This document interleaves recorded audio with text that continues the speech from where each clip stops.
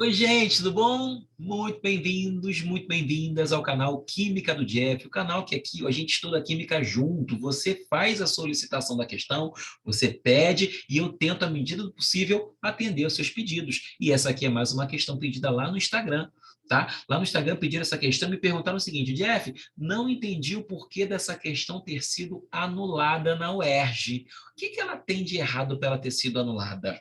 Pois essa questão é uma questão de indicador, ácido-base, tá? Tem uma possibilidade da gente falar um pouquinho de pH nessa questão, relembrar um pouquinho de pH nessa questão, mas ela foi anulada pela banca da UERJ, a gente vai falar o porquê disso. Vai resolver a questão como se ela não tivesse problema algum e depois vai falar o porquê dela ter sido anulada, tá? No finalzinho do vídeo eu falo isso. Então, se você tem essa curiosidade de saber por que a questão foi anulada, fica grudado aqui até o finalzinho do vídeo para você entender o porquê dela ter sido anulada, tá bom? Beleza? Bom, espero que esse vídeo seja muito proveitoso para você e que te ajude a se preparar ainda melhor para as provas que você vai fazer aí na sua vida. Tá legal? Agradeço muito a tua visita aqui ao canal, o teu retorno aqui ao canal, se for o caso. Tá legal? Olha só, indicadores ácido-base são substâncias que, ao serem adicionadas a soluções aquosas, modificam sua coloração de acordo com o pH do meio. Observe a seguir a variação de cor proporcionada por 4 indicadores em função do pH. Só para você ter uma ideia, um indicador ácido básico que a gente usa muito como exemplo é o extrato de repolho roxo. Tá? Repolho roxo que você tem em casa, que você come. Exatamente. Pega um pouquinho de repolho roxo, bate no liquidificador com água, depois daquela coada, tá bom? Aquele suquinho de repolho roxo é um indicador ácido base, tá?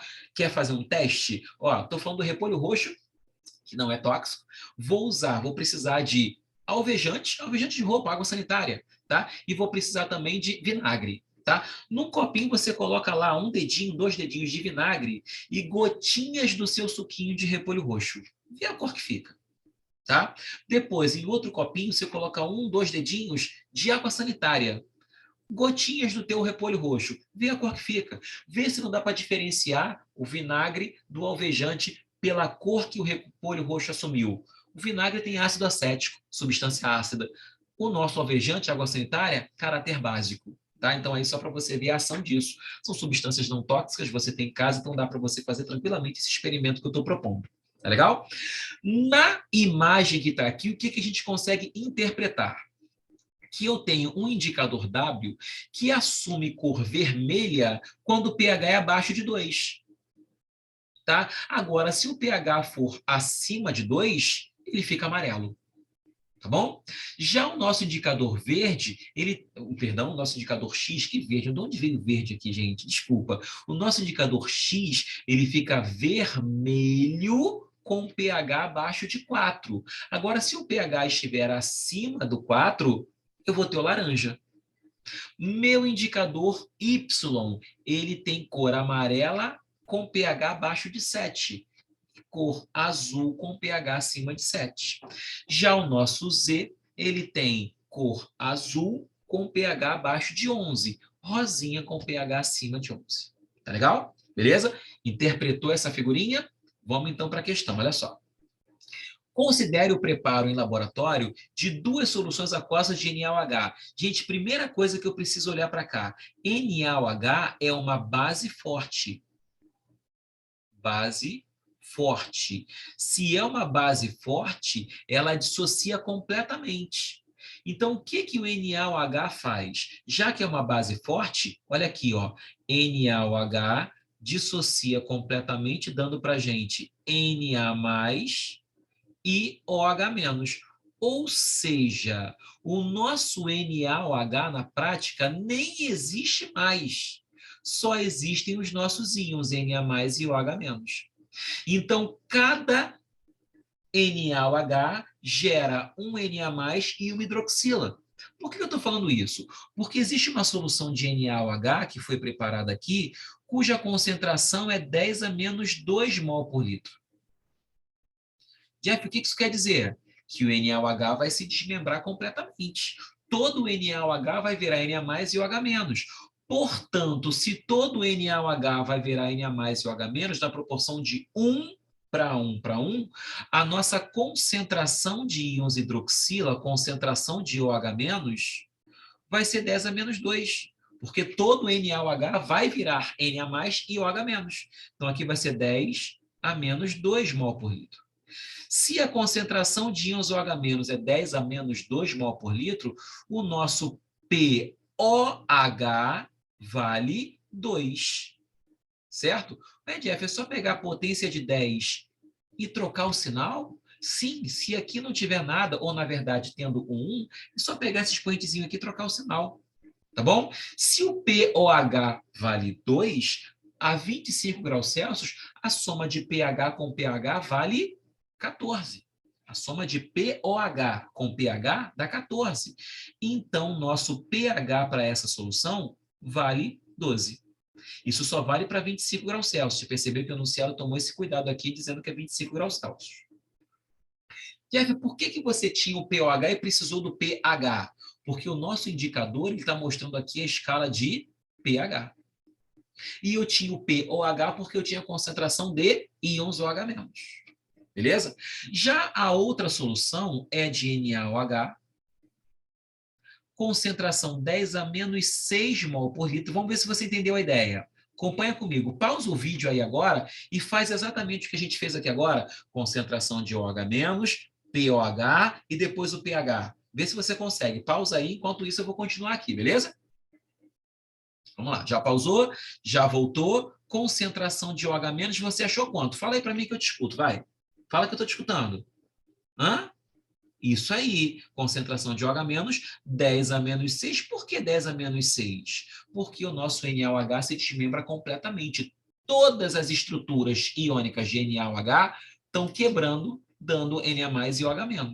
Então, se a concentração de íons OH- é 10 a menos 6, o nosso POH vale expoentezinho, já que aqui é 1 vezes 10 a menos 6, ou simplesmente 10 a menos 6, expoentezinho com sinal trocado. Isso vai dar 6. Soma de POH com pH dá 14 se a temperatura é 25 graus Celsius. Se o POH é 6, o pH vale 8. Certo? Ele quer que você escolha o indicador que diferencie visualmente as duas soluções. Na prática, ele quer o único indicador que em pH 8 tem uma cor e em pH 12 tem a outra. Vamos lá. 0, 1, 2, 3, 4, 5, 6, 7, 8. O pH 8 está aqui, ó.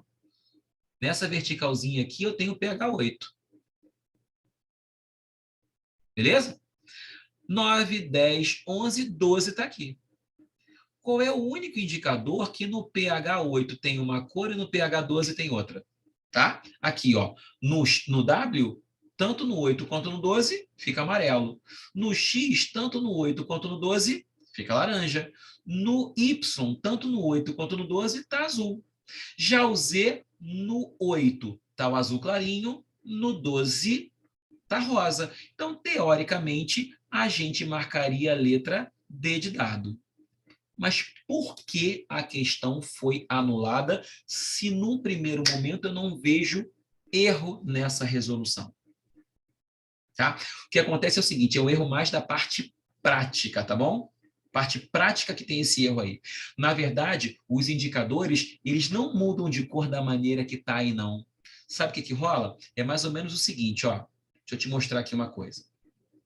Essa escala de pH é assim, ó. Eu tenho um valor de pH que vai, vamos lá, vamos pensar aqui, ó. Começa aqui, tá vendo? Tem essa faixa aqui do amarelinho, certo? Num determinado momento, essa faixa do amarelinho passa para um verdinho e daqui para frente esse verdinho vira o azulzinho. Jeff, o que você está querendo dizer? Que, na verdade, não tem uma mudança instantânea de uma cor para outra, não. Tem uma faixa de valores que a gente chama de faixa de viragem, que está mais ou menos aqui, ó. Isso aqui é o que a gente chama de faixa de viragem. Ou seja, era um pH que tornava o indicador amarelo, aí tem uma transição para outra cor. Essa faixa de viragem é o indicador virando a cor, mudando a cor, até chegar à cor definitiva, entende? Ela tem uma cor inicial, que é o amarelo, aí ela tem uma cor de transição para outra, tá? E aí ela assume a cor definitiva de acordo com o novo pH. Então, por exemplo, antes do pH 3 é amarelo, entre 3 e 4 é a viragem, tá? E depois do 4 é a cor definitiva. Então, é isso que tem de erro conceitual nessa questão. Não há uma mudança instantânea. Até porque, deixa eu te fazer uma pergunta. Se o pH fosse exatamente 11, se o pH fosse exatamente 11, você responderia azul ou rosa? Percebe? Então, assim, é uma questão que ela foi questionada porque o comportamento do indicador não é esse de mudança instantânea quando chega no valor. O problema tomou um cuidado, a questão tomou um cuidado de tentar simplificar a mudança de cor, tá? Porque se não simplificasse, colocasse a viragem em todos eles, ficaria algo um pouquinho mais complexo, tá? Mas daria para colocar, certo? Essa faixa de viragem é algo que deve ser explicado com um pouquinho mais de detalhes, tá? Mas daria para colocar. E escolher valores de pH que não fiquem exatamente na faixa que está mudando. Por exemplo, não é de 8 para 11, é de 8 para 12. O 11 é que é o problema aqui, porque no 11 eu não sei se é rosa ou se é azul que eu respondo. Entendeu? Então tem um erro do ponto de vista conceitual do comportamento do indicador. Por isso que a questão foi anulada. Mas do ponto de vista meramente operacional, a questão não teria problema algum e você marcaria a letra D de dado. Ok? Espero que tenha ficado muito bem, né, esclarecido aí o problema dessa questão. Se você ainda tiver dúvida, comenta aqui, tá? Para a gente poder debater um pouquinho mais sobre essa questão, porque aqui você sabe, né? Eu te respondo. Eu respondo você lá no Instagram, eu respondo você aqui no canal. Só você comentar que sou eu mesmo que faço isso, tá bom? É isso, gente. Muito obrigado pela atenção e paciência. Forte abraço e, como sempre, te aguardo no nosso próximo vídeo. Tchau, tchau.